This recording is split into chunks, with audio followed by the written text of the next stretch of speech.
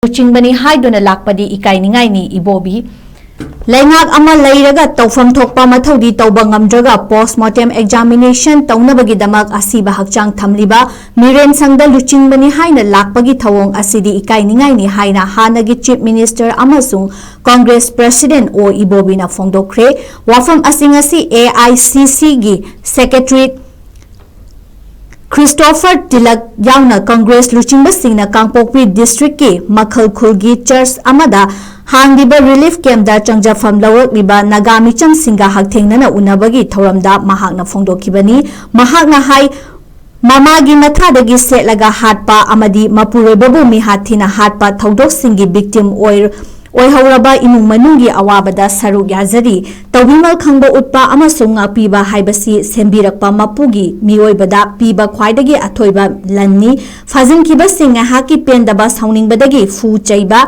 khara tawrabasu hingna thadorakani haina miyamna khanarambani adubu laibak thibadi asiba hakchang oina mibu makak oina fangbasibu haunabra hangladuna asiba hakchang fawba masak Kanghandaba makai hatpagi thawong asimak chawba crime leibak asida thengnadri sanga hatpada fawba asigumba mihata hate haina phongdokhi nagami cham taruk faraga pukhiba singi manungda police oiba ama yawi amasung masak khangi haina mahaki loinavina phongdoklaba fawbada karigi tumina leiribano hangladuna mari leinaba SP electoral roll da mioi adu yawbra haibadu fawbadi yenghanba yai haiki Mara leiba sing hauzik fawba faraga achumba puthokpa ngamdaba manipur lengak asi yamna pangdabani haina lawi pangdaba government asina achumba thabak tawgani haiba thajaba leitre haiki Savista leiba miyo yawre hairaba fawbada faba ngamjiba karigino hangladuna kari maramgi fadabano amasung government ki motive karino hangki Narendra Modi na Amit Shah amadi state government me tara hundogi thodok thokpaga khudakta security force na sizinaduna action lawkhidaba karigino hainasu hangladuna lengak asigi karamba agenda leibano hangki center amadi state paliba BJP gi lengak asigi policy program karino hangladuna government asi fana hairabasu amasung taklabasu mathau masak khangde amasung ikaibasu khangde haina phongdoki ngasigi khongchatta Congress Luchingbani singna relief camp aduda thungbaga panthadana laikhidraba nagami chamtaruki imungi mioi sing yauna church aduda changjafam lawakhiba sing laikhidraba singi mafamda tumina leptuna ikai khumnaba utki laikhidraba micham taruki imungi mioi singna mamitta mapi taraduna pendaba wafam sing phongdoki ngasigi khongchatta AICC gi WC gi member gai khangam Congress ki working president Victor Kaising ex MLA A Kikhonbao Newmai Congress ki General Secretary Amir Hussain General Secretary John Pamai Tamelong DCC gi President Adai Faumai MPCC gi Secretary Thempuina Ruby amasung atai Congress Luchingbani singna saruk yaki khongchat asida Konsa Khulgi village chairman gasu unabaga loinana relief camp asigi convener Thiyuma thangi khutangda sel gitengbang piramki khongchat asida saruk yakhiba Christopher Tilak nalakadawriba parliament mifamda wathok asigi matangda pukhatkani haibagi thajaba piramki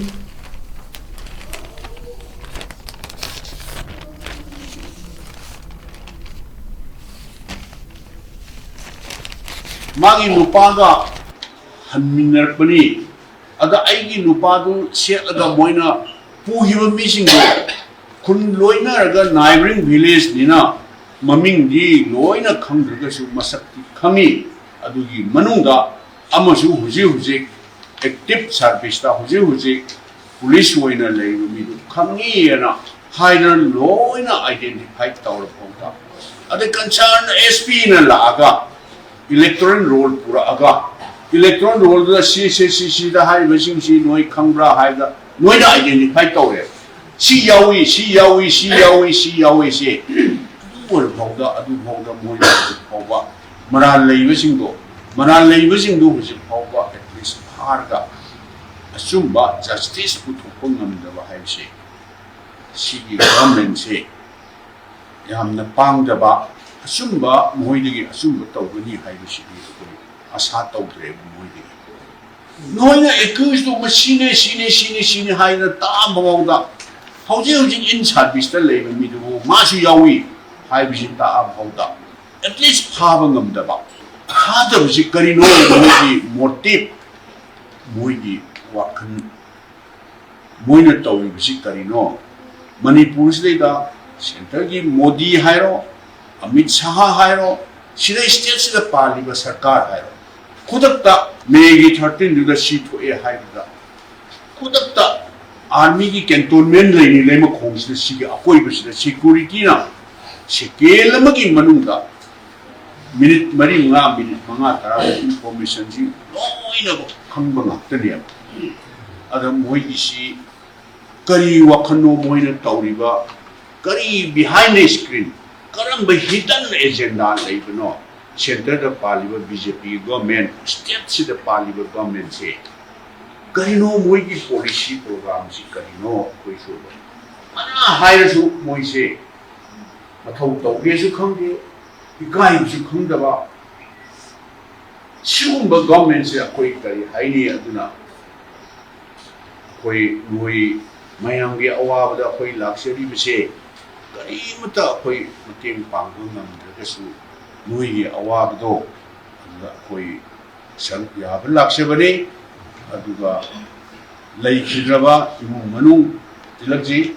You know this lady is her husband is the church pastor. They are coming together with her husband.